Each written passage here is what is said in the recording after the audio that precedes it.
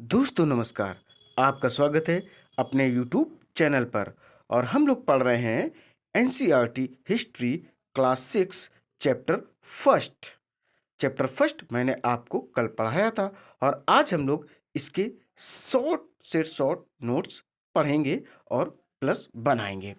दोस्तों ये classes civil services के लिए, डीएसएसबी के लिए, पीएचटी टीएचटी के लिए, आरओ एआरओ के लिए, पीसीएस, इवन ऐसे सारे एग्जाम्स जिसमें हिस्ट्री आती है, यह इम्पोर्टेंट है।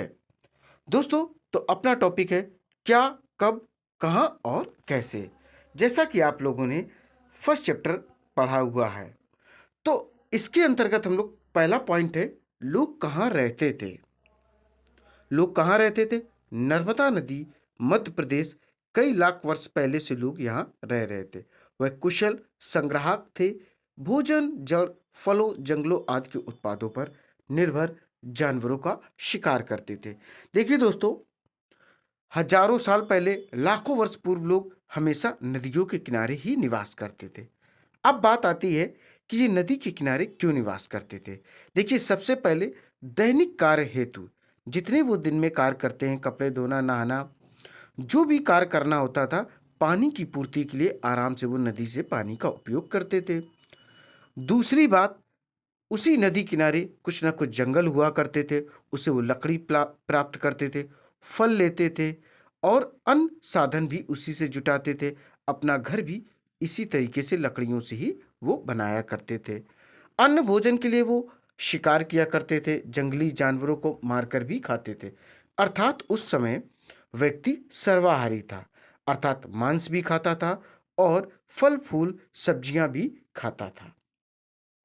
तो नर्मदा नदी, जो कि मध्य भारत में स्थित है, कई लाख वर्ष पहले लोग यहाँ रह रहे थे। वह कुशल संग्राहक थे।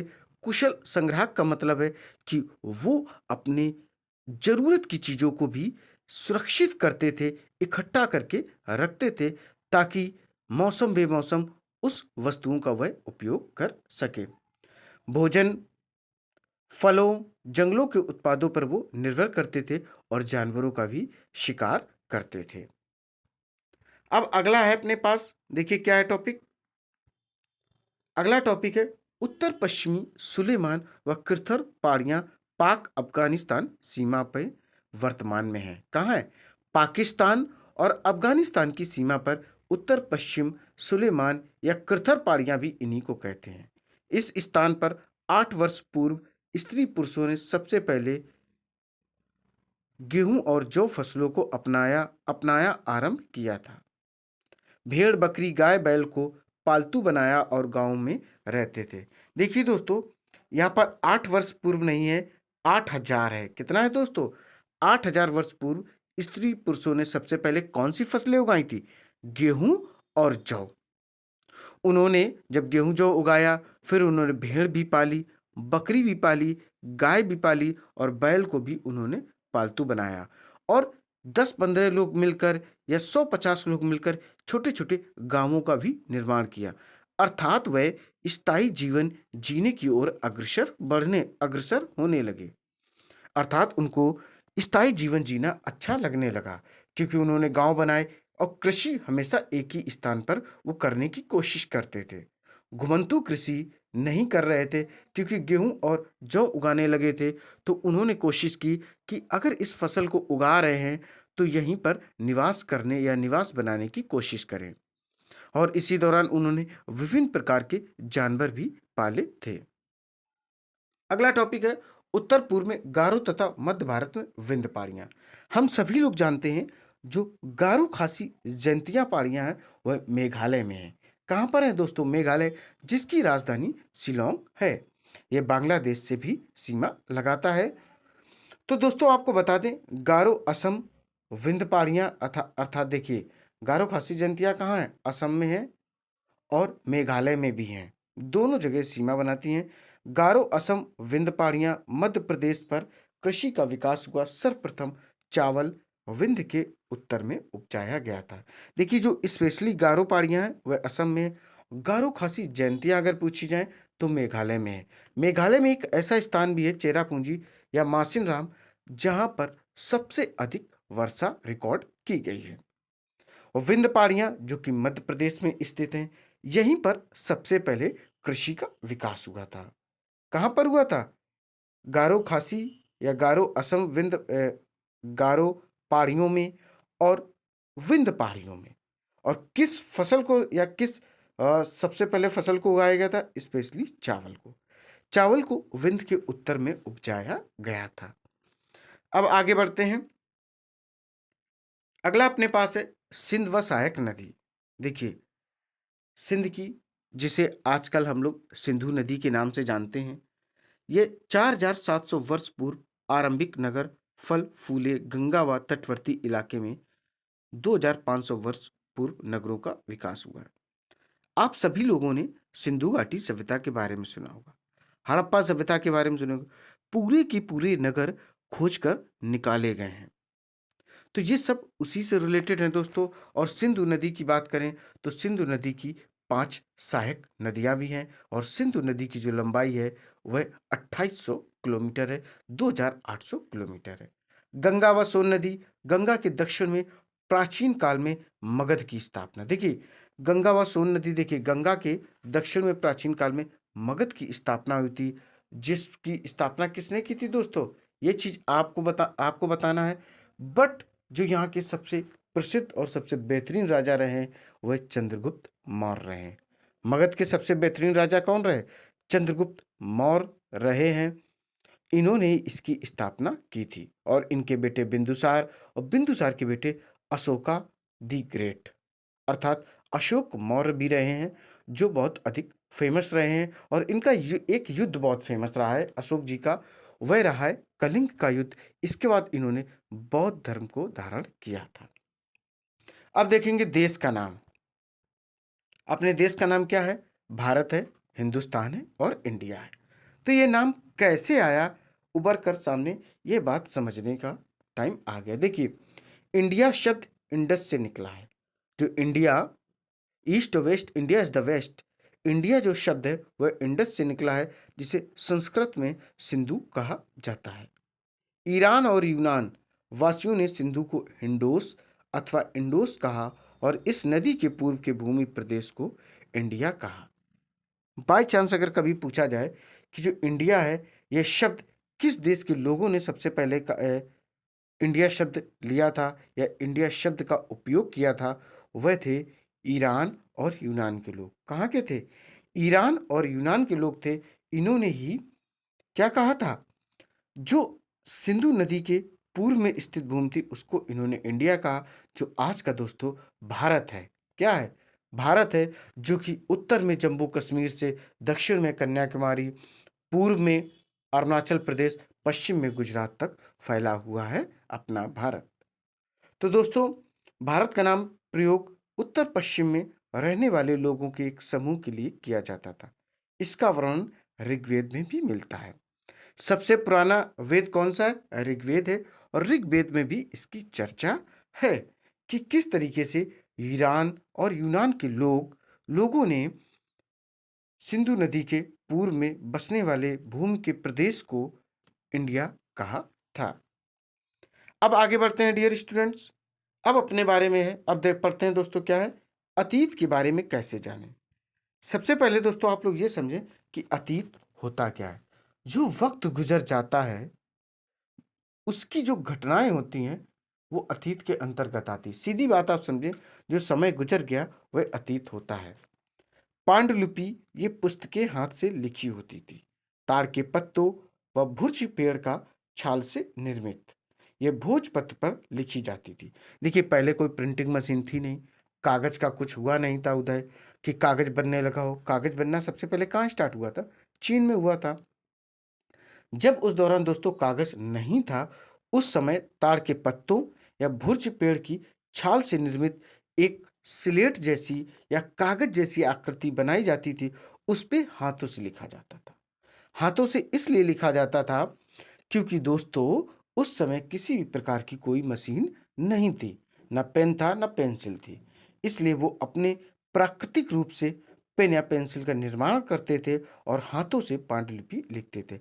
इन पांडुलिपियों से यह फायदा हुआ है, यह लाभ हुआ है कि पिछली बहुत सारी जानकारियां मिल चुकी हैं और दोस्तों दिन प्रतिदिन पुरातत्व विभाग नई खोजें देता देता जा रहा है। अब देखिए दोस्तों, अंग्रेजी में इसके लिए मैन्युस्क्रिप्ट शब्द लैटिन शब्द मैनु, जिसका अर्थ देखिए, अंग्रेजी में पांडुलिपि को मैन्युस्क्रिप्ट कहते हैं। क्या कहते हैं इंग्लिश में? इंग्लिश में पांडुलिपि को मैन्युस्क्रिप्ट कहते हैं। यह शब्द लैटिन शब्द मैनु से निकला हुआ है, जिसका अर्थ होता है हाथ। मैनु का अर्थ क्या होता है? हाथ होता है, और मैनु एक लैटिन शब्द है। इन पांडुलिपि में धार्मिक मान्यता, व्यवहार, राजाओं के जीवन, औषधियों तथा विज्ञान आदि सभी प्रकार के विषय की चर्चा मिलती है। देखिए दोस्तों, उस दौरान धर्म कैसा था, कैसे हम लोग पता लगाएंगे? कोई टाइम मशीन तो है नहीं। जो स्रोत प्राप्त होते हैं, ऐतिहासिक स्रोत प्राप्त होते हैं, उनसे हमें पता चलता है कि उस समय कौन सा धर्म प्रचलन में था। बौद्ध धर्म था, जैन धर्म था, हिंदू धर्म था, पारसी धर्म था। किस तरीके के लोग पूजा अर्चना आराधना पर ध्यान देते थे, व्यवहार कैसा था, अर्थात खुदाई में कुछ औजार की चीज़ें मिलती हैं तो क्लियर होता है कि युद्ध वगैरह ज़्यादा होते थे, या किसी ऐसे स्थान की खुदाई या खोज हुई है जिसमें किसी भी प्रकार का कोई औजार नहीं मिलता है, अन्य तत्व मिलते हैं, तो कहा जा सकता है कि वहाँ के लोग युद्ध जैसी घटनाओं से दूर रहते थे। राजाओं के जीवन के बारे में भी जानकारी हम लोगों को पांडुलिपि से मिलती है, शिलालेख से मिलती है।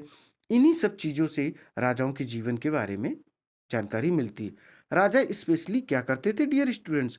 वो जितने युद्ध लड़ते थे, बहुत सारे युद्ध अपने जीवन काल में लड़ते थे, तो वो उन युद्धों की पूरी जानकारी, कब जीते, क्या क्या उन्होंने उससे प्राप्त किया, कैसा वो एरिया था, पूरी की पूरी जानकारी वह शिलालेख पर लिखवा देते थे, ताकि उनके जाने के बाद हजारों साल बाद भी उससे जानकारी प्राप्त हो सके। देखिए दोस्तों, विभिन्न प्रकार के शिलालेख और पांडुलिपियों से ही हम सभी को जानकारी मिलती है कि आज से 3000 साल पहले ऐसा होता था, 2000 साल पहले ऐसा होता था, या 300 साल पहले ऐसा होता था। दिल्ली सल्तनत ने क्या किया, मुगल साम्राज्य ने क्या किया, या उससे पहले मौर्य सम्राट थे, उन्होंने क्या किया, सारी की सारी जानकारियां हमें इन्हीं सब चीज़ों से प्राप्त होती हैं। इसमें औषधियों के बारे में भी जानकारी होती थी, क्योंकि देखिए दोस्तों, पृथ्वी पर अगर जीवन है तो बीमारी भी है, और बीमारी है तो उसके इलाज के लिए विभिन्न प्रकार की औषधियों की भी चर्चा मिलती है, या विभिन्न प्रकार की औषधि का उपयोग उस समय होता था। विज्ञान अर्थात नई नई चीज़ों के बारे में भी जानकारी उस समय मिलती थी दोस्तों। क्या होती थी?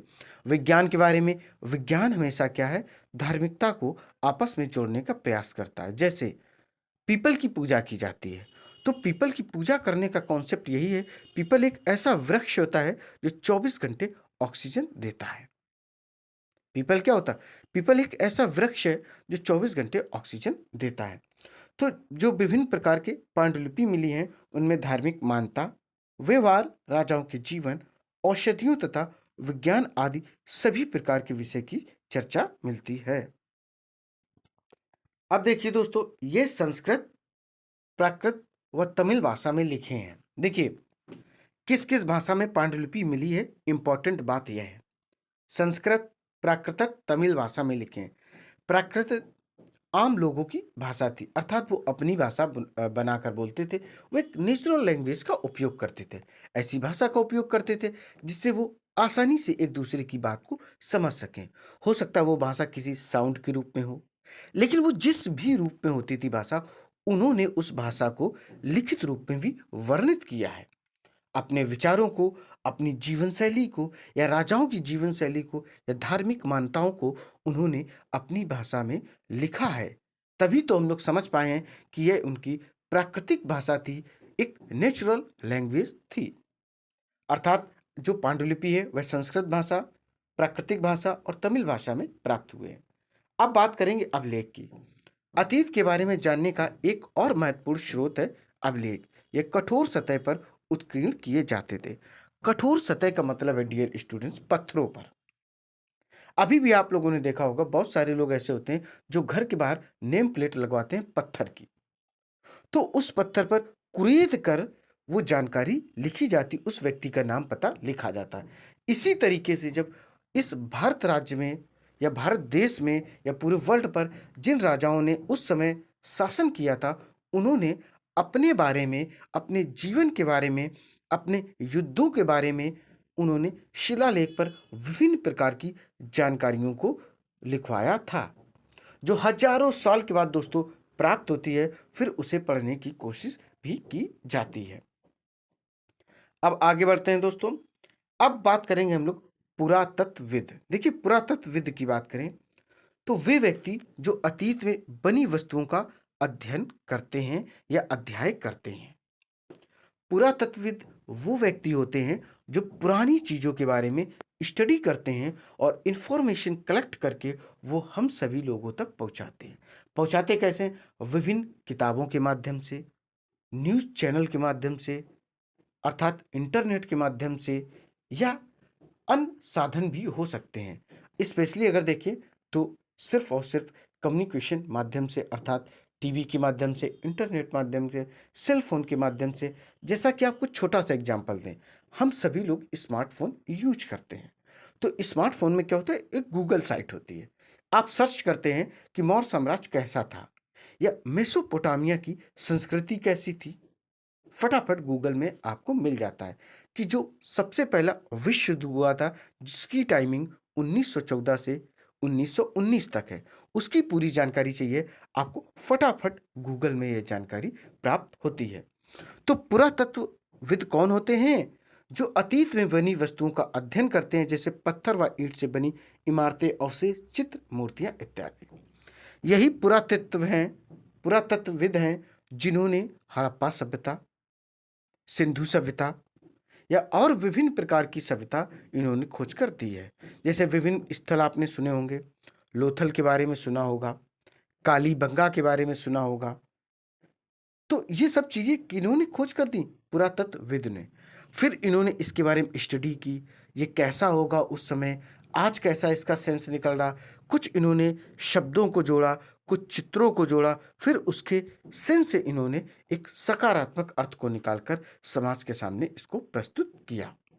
पुरातत्वविद जो पुरानी वस्तुओं पर अध्ययन करता है, और इसका एक डिपार्टमेंट भी होता है जिसे पुरातत्व विभाग भी कहते हैं, या पुरातत्वविद विभाग कहते हैं, या पुरातत्व विभाग भी कहते हैं। दोनों नामों से इसको जाना जाता है। अगला है इतिहासकार। जो लोग अतीत का अध्ययन करते हैं, तिथियों का अर्थ देखिए, इतिहासकार क्या होते हैं?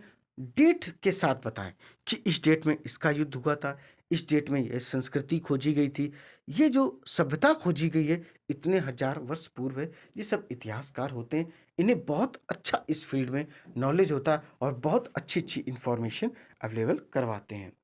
देखिए दोस्तों, बीसी बिफोर क्राइस्ट, ईसा पूर्व, ईसा के जन्म से पहले, अर्थात यीशु मसीह के जन्म के पहले बीसी बोला जाता था, बिफोर क्राइस्ट, और एडी एनो डोमिनी, अर्थात ईसा मसीह के जन्म के बाद। क्या है? ईसा मसीह जन्म के बाद। जैसे वर्तमान में 2022 चल रहा है, तो ईसा मसीह का जन्म 1 में हुआ होगा, 1 ईस्वी में। तो आज जो समय चल रहा वो 2022 आगे हम लोग चल रहे हैं यीशु मसीह के जन्म से। अब बात करेंगे कृषि। देखिए, जो कृषि है, कृषि का आरंभ 8000 वर्ष पूर्व माना जाता है। कितना माना जाता है? 8000 वर्ष पूर्व माना जाता है। देखिए, 8000 वर्ष पूर्व मानने का मतलब है कि उस दौरान इंसान आ चुके थे। इंसानों ने कृषि करना प्रारंभ कर दिया था, गेहूं और जौ जैसी फसलों को उगाना प्रारंभ किया था, चावल जैसी भी फसलों को उगाना प्रारंभ किया था। और बात करें अगर किसी धातु की मेटल्स का, तो इन्होंने सबसे पहले तांबे का ही उपयोग किया था। अब सिंधु सभ्यता देखिए, सिंधु सभ्यता एक बेहतरीन सभ्यता है और इसके पूरे के पूरे नगर खोजे गए हैं। ये 4700 वर्ष पूर्व सभ्यता मानी जाती है।